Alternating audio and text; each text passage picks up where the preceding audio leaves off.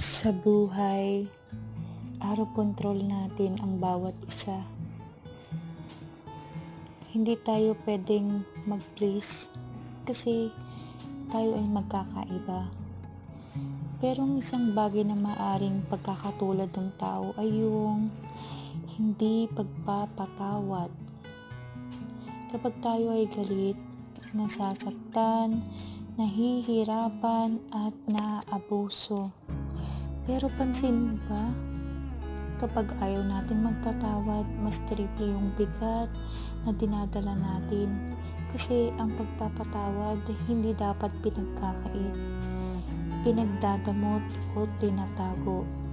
Dapat yan kusang binibigay sapagkat yan ang inutos sa atin ng Diyos. Mapalad ang taong mapagpatawad sapagkat siya'y patatawarin din ng Diyos.